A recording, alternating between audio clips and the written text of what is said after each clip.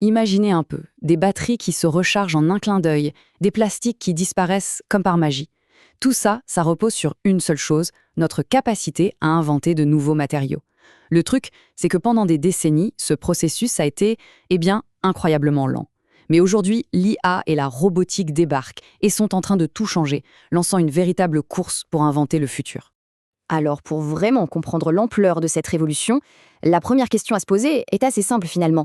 Combien de temps ça prend en général pour passer d'une simple idée à un tout nouveau matériau qu'on peut acheter?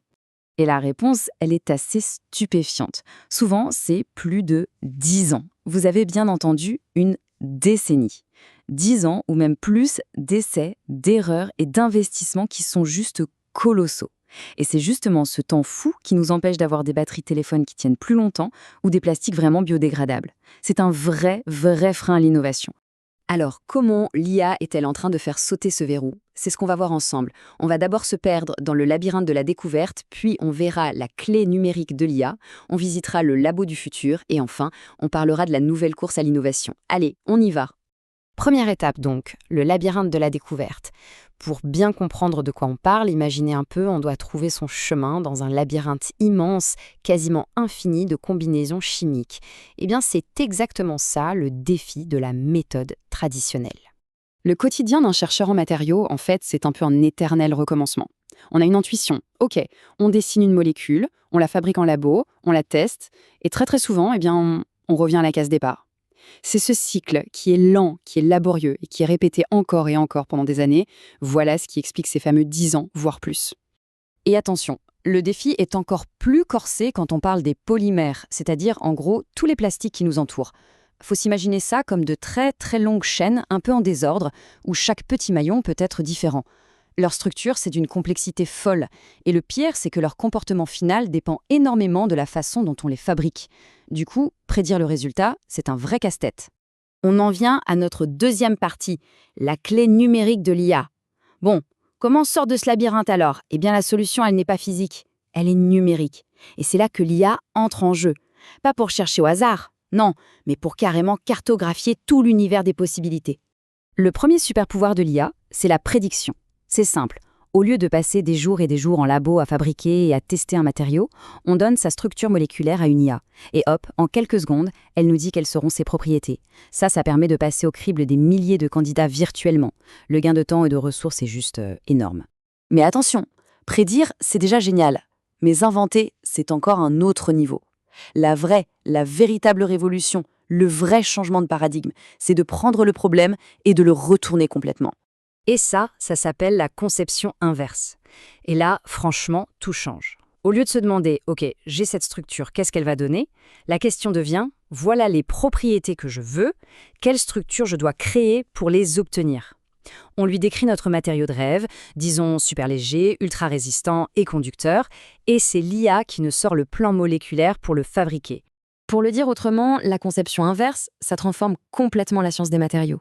On n'est plus dans un jeu de devinettes là, on est dans un vrai processus d'ingénierie. On arrête de chercher une aiguille dans une botte de foin. Maintenant, on demande à l'IA de nous dessiner le plan qui nous mène directement à cette fameuse aiguille. On passe à la troisième partie, le laboratoire du futur. Parce que c'est bien beau d'avoir un plan numérique parfait, mais si derrière il faut des mois pour le fabriquer en labo, on n'a fait que déplacer le problème. C'est là que la robotique entre en jeu, pour donner vie à ces plans et vraiment boucler la boucle de l'innovation. Alors, bienvenue dans ce qu'on appelle le laboratoire autonome ou en anglais le Self-Driving Lab. Ici, ce sont des robots qui font les manips. Mais attention, ce n'est pas juste de l'automatisation bête et méchante. Non, le vrai cerveau de l'opération, c'est l'IA.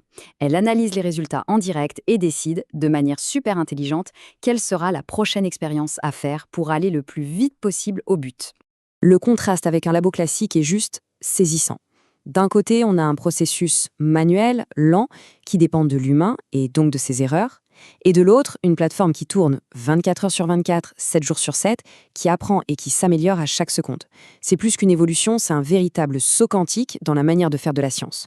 Et pour que ça devienne bien concret, regardez ce chiffre, 688. C'est le nombre d'expériences qu'un de ces labos autonomes à l'université de Liverpool a réalisé en à peine 8 jours. En 8 jours! Et tout seul, il a trouvé des catalyseurs qui sont 6 fois plus efficaces qu'avant. Un résultat pareil pour une équipe humaine, ça aurait pris des mois, si ce n'est plus. Et ce qui est fascinant, c'est que, loin de remplacer les scientifiques, cette technologie, en fait, les augmente. Elle les libère de toutes ces tâches expérimentales subalternes, un peu répétitives, pour qu'ils puissent se concentrer sur ce que l'humain fait de mieux, la créativité, l'intuition, poser les grandes questions et formuler de nouvelles théories audacieuses. Et on arrive à notre dernière partie, une nouvelle course à l'innovation. Parce que, soyons clairs, une technologie capable d'accélérer l'invention à ce point, ce n'est pas juste un gadget de laboratoire. C'est un avantage stratégique et économique absolument énorme. Et forcément, ça déclenche une nouvelle compétition mondiale. Et quand on regarde les chiffres, le contraste est frappant. D'un côté, on a le Canada qui a mis 200 millions de dollars sur la table pour cette technologie. De l'autre, les États-Unis où les investissements sont beaucoup plus dispersés et représentent au total moins de 50 millions. La course mondiale pour le leadership sur les matériaux du futur, elle est bel et bien lancée. Alors, pour essayer de catalyser l'innovation, certains experts ont une idée. Lancer un grand défi des labos autonomes. L'inspiration vient directement du fameux grand défi de la DARPA, celui qui a littéralement donné le coup d'envoi à toute l'industrie de la voiture autonome. L'idée, c'est qu'un concours comme ça pourrait créer un élan formidable et tout un écosystème autour de cette technologie de rupture. On est donc clairement à l'aube d'une nouvelle ère. La question, aujourd'hui, ce n'est plus de savoir si l'IA va révolutionner la science des matériaux. Non, la vraie question, c'est à quelle vitesse ça va arriver. Alors quel sera le prochain matériau impossible que l'IA va nous concevoir?